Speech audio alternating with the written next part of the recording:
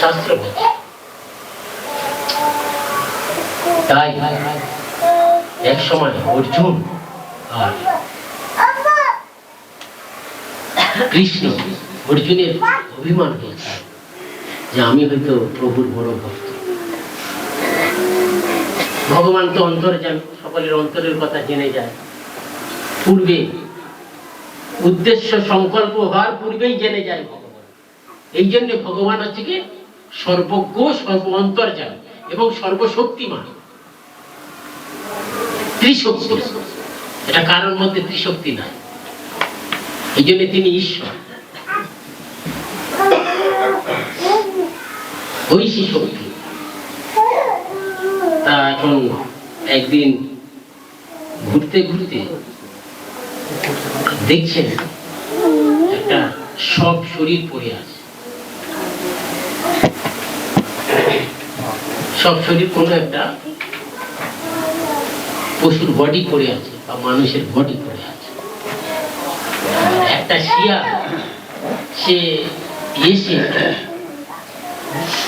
শুকে শুকে দেখছে, শুকিয়ে দেখে দেখে আবার ফেলছে, হাতের দিকে শুকছে, আবার পায়ের দিকে শুকছে, আবার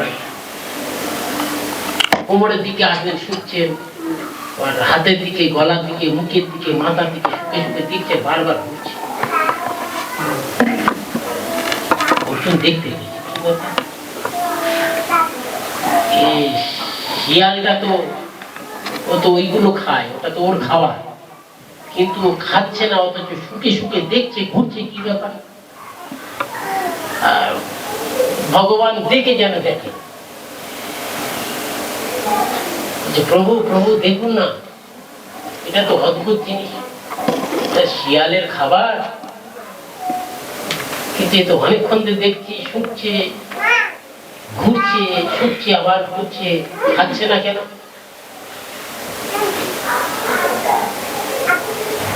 একটু কৃপা করে বলুন না, আমি বুঝতেই পারছি। তখন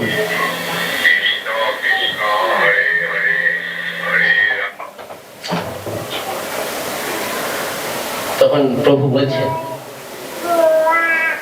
তুমি এর কাছ থেকে শিক্ষা নাও।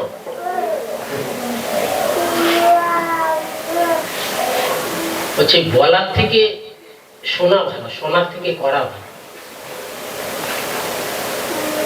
এর কাছ থেকে তোমারও শিক্ষা নেওয়ার বিষয় আছে। প্রভু কি শিক্ষা? আবার শিয়ালের কাছ থেকে আমি কি শিক্ষা নেব?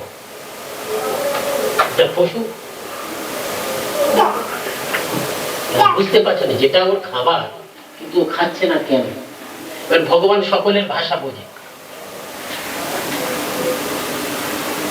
সকলের সঙ্গে কথা বলতে পারে, পাখি থেকে আরম্ভ করে সকলের, কেন তিনি তো সবই সৃষ্টি করেন, সকলের, ভগবানের আত্মা সকলের মধ্যে আছে, এই জন্য সকলের ভাষা ভগবান জানে।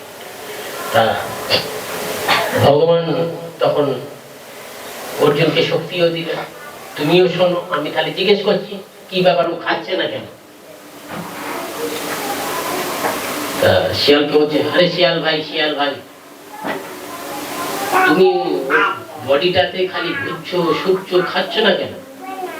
তোমার পেটও তো শুকিয়ে গেছে, নাকেও তো শুকিয়ে গেছে দেখছি।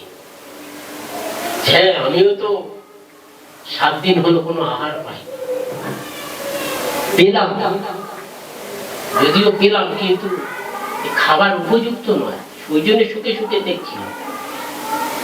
কেন খাবার উপযুক্ত নয়?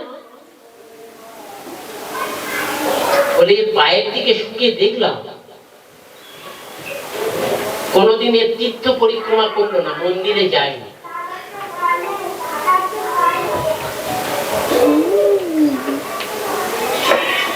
এই জন্য অপবিত্র কে আছে, অপবিত্র বস্তু গ্রহণ করা যোগ্য। তারপরে